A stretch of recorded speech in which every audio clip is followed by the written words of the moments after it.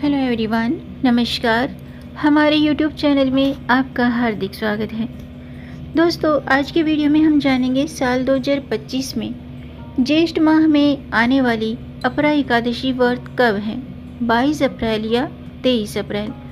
ये कन्फ्यूजन दूर करेंगे, जानेंगे सही तिथि, पूजा और पारण का शुभ मुहूर्त, पूजा विधि और एकादशी व्रत का पारण कब करना चाहिए, कैसे करना चाहिए और इस व्रत से जुड़े खास नियम। दोस्तों, शास्त्रों के अनुसार ज्येष्ठ माह के कृष्ण पक्ष में आने वाली एकादशी को अपरा एकादशी कहते हैं और अभी ज्येष्ठ का महीना चल रहा है। एकादशी तिथि को बहुत ही पवित्र और फलदायी माना जाता है।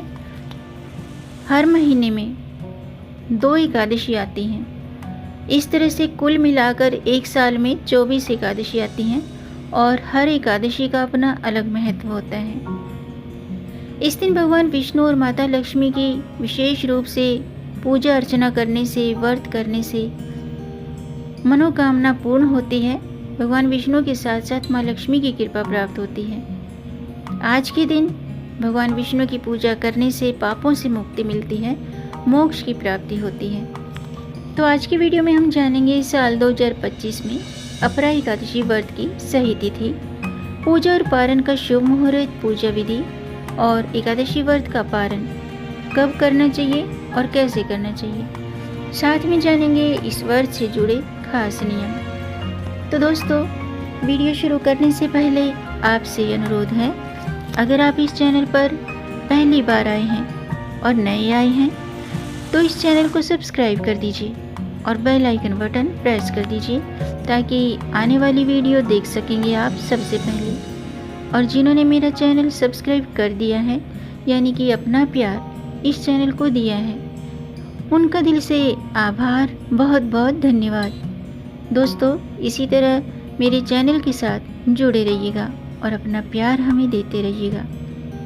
वीडियो को अंत तक जरूर देखिएगा ताकि कोई भी जानकारी छूट न जाए, क्योंकि दोस्तों आधी अधूरी जानकारी से पूरा लाभ नहीं मिलता है, इसलिए हमारे साथ अंत तक बने रहिएगा।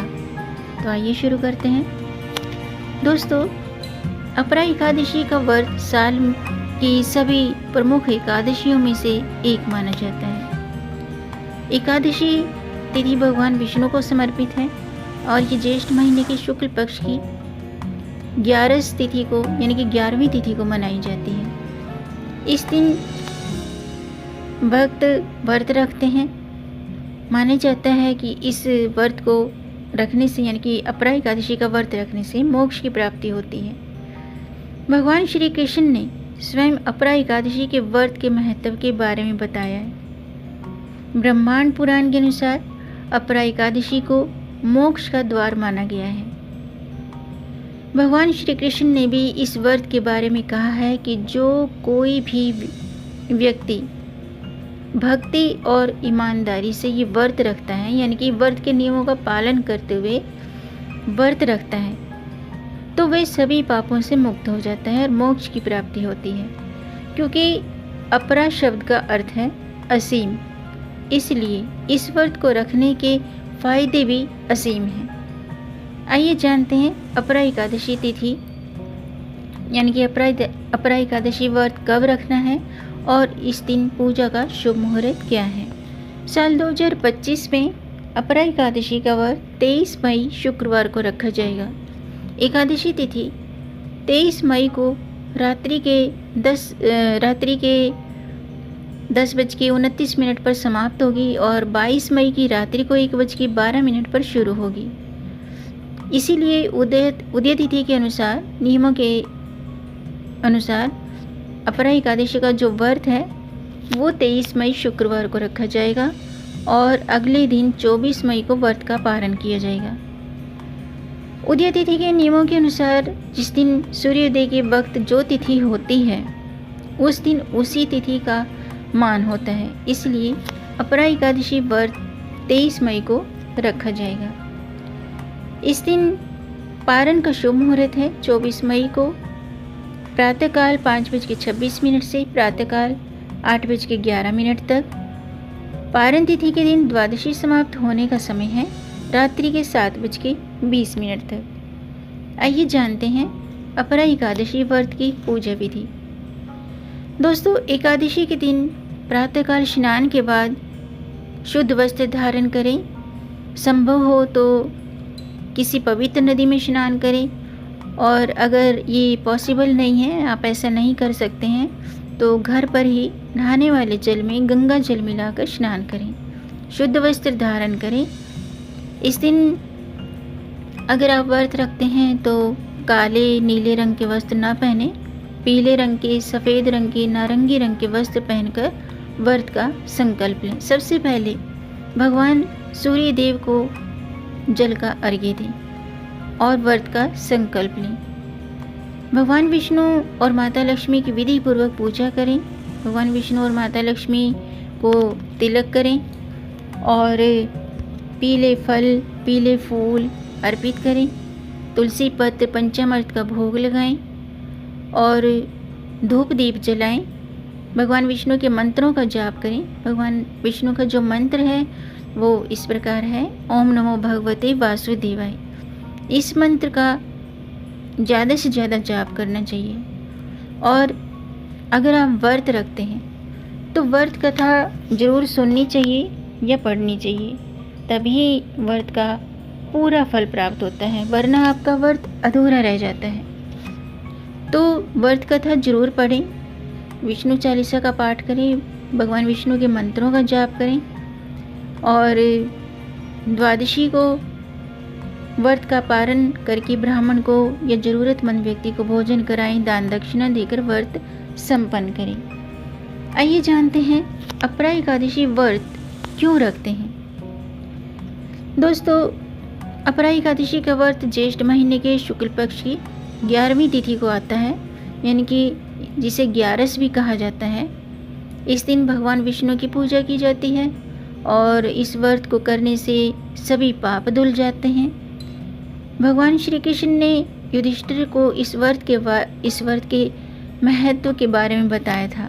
उन्होंने कहा था कि इस व्रत को करने से ब्रह्म हत्या जैसे घोर पाप भी माफ़ हो जाते हैं। अपरा एकादशी व्रत के कई लाभ बताए गए हैं। ऐसा माना जाता है कि इस व्रत को करने से जन्म जन्मों के पाप नष्ट हो जाते हैं और धन और समृद्धि की प्राप्ति होती है। आइए जानते हैं अपरा एकादशी व्रत के नियम क्या हैं।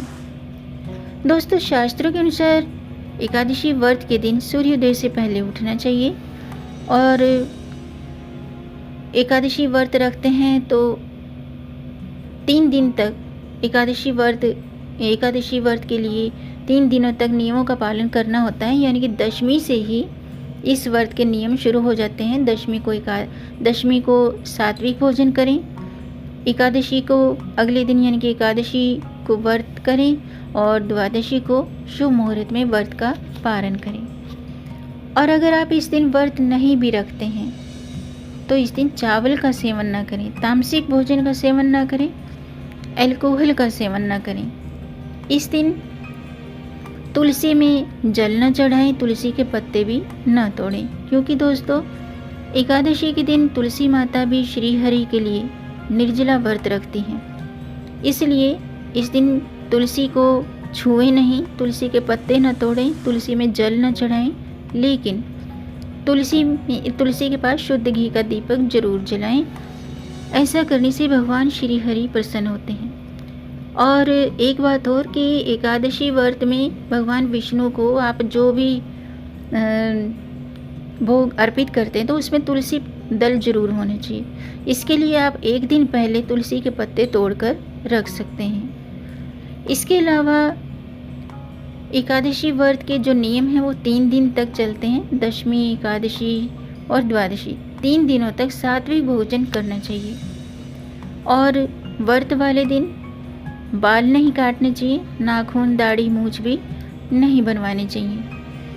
इसके अलावा इस दिन ज़रूरतमंद व्यक्तियों को अपने सामर्थ्य के मुताबिक वस्त्र का, फलों का, अन्न का दान देना चाहिए। और इस दिन भगवत गीता का पाठ भी करना चाहिए। गौ माता की सेवा करनी चाहिए। अगर आपके घर के आसपास गौ माता नहीं है तो आप गौशाला जाकर भी गौ माता को हरा चारा खिलाएं। ऐसा करने से माता लक्ष्मी और भगवान विष्णु की कृपा प्राप्त होती है। इसके अलावा दोस्तों, व्रत रखने वालों को दशमी के दिन सूर्यास्त के बाद भोजन नहीं करना चाहिए। एकादशी के दिन सुबह जल्दी उठकर स्नान करना चाहिए और व्रत रखते हैं तो व्रत का संकल्प लेकर के व्रत के नियमों का पालन करना चाहिए। इस दिन ब्रह्मचर्य व्रत का पालन करें। पूर्ण रूप से ब्रह्मचर्य व्रत का पालन करना चाहिए और पूरे दिन निराहार रहकर व्रत रखें। शाम को भगवान विष्णु की पूजा करें, आरती करें और फलाहार करें। अगले दिन द्वादशी को व्रत खोलना चाहिए और ब्राह्मणों को भोजन कराना चाहिए। आइए जानते हैं अपरा एकादशी व्रत के लाभ क्या हैं। दोस्तों, भगवान श्री कृष्ण ने धर्मराज युधिष्ठिर को बताया कि इस व्रत को करने से अनजाने हुए ब्रह्म हत्या, गो हत्या जैसे घोर पाप से भी मुक्ति मिलती है।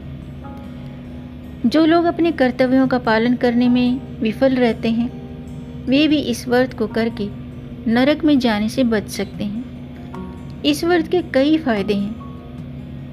ये व्रत पुष्कर क्षेत्र में 3 बार स्नान करने, कुरुक्षेत्र में सूर्य ग्रहण के समय स्नान करने और माघ महीने में प्रयाग में स्नान करने के बराबर फल देता है। इसीलिए यदि आप आध्यात्मिक शुद्धि चाहते हैं और ज़्यादा से ज़्यादा लाभ प्राप्त करना चाहते हैं तो आपको ये व्रत जरूर रखना चाहिए और भगवान विष्णु के नाम का जाप करना चाहिए। साथ ही व्रत करने वालों को अपरा एकादशी व्रत का पाठ भी करना चाहिए। इस दिन भगवान विष्णु और माता लक्ष्मी जी का दक्षिणावर्ती शंख से अभिषेक करना चाहिए। उन्हें पीले वस्त्र, पीले फूल अर्पित करने चाहिए और माखन, मिश्री और मिठाई का भोग लगाएं। तुलसी दल जरूर रखें और ओम नमो भगवते वासुदेवाय इस मंत्र का जाप करें। एकादशी व्रत में कुछ खाना नहीं होता है, लेकिन जो लोग भूखे नहीं रह सकते हैं वे फलाहार रख सकते हैं और फल और दूध का सेवन कर सकते हैं। अपने स्वास्थ्य का ध्यान रखते हुए आप इस तरह से फलाहार व्रत रख सकते हैं। और अगर आप व्रत नहीं भी रख सकते हैं तो इस दिन भगवान विष्णु की पूजा करें, धूप दीप जलाएं, भगवान विष्णु को पीले फल, पीले फूल अर्पित करें और अपने सामर्थ्य के मुताबिक दान पुण्य जरूर करें। ऐसा करने से भगवान विष्णु और माँ लक्ष्मी प्रसन्न होते हैं। तो दोस्तों, आज का वीडियो मैं समाप्त करती हूँ। उम्मीद है आपको ये जानकारी पसंद आई होगी। अगर आपको जानकारी, ये वीडियो अच्छा लगा हो तो आप इसे लाइक कर सकते हैं, क्योंकि दोस्तों वीडियो लाइक करने में पैसे खर्च नहीं होते हैं। आपके लाइक से हमारा मोटिवेशन अप होता है। तो वीडियो को लाइक ज़रूर कीजिएगा और इस जानकारी को आगे बढ़ाकर अपनी फैमिली में, अपने फ्रेंड्स में ज़्यादा से ज़्यादा शेयर कर दीजिए। और अगर आपका कोई प्रश्न है या कोई सुझाव है या किसी अन्य विषय पर जानकारी जानना चाहते हैं तो कमेंट बॉक्स में ज़रूर लिखिएगा। मैं उस पर भी वीडियो ज़रूर बनाऊंगी। और मेरे चैनल को सब्सक्राइब ज़रूर कीजिएगा ताकि आने वाली वीडियो देख सकेंगे आप सबसे पहले। वीडियो को अंत तक देखने के लिए आपका बहुत बहुत धन्यवाद। मिलेंगे नई जानकारी के साथ। तब तक आप खुश रहें, स्वस्थ रहें, अपना ख्याल रखें और अपनों का भी ख्याल रखिएगा। जय श्री हरि, हर हर महादेव।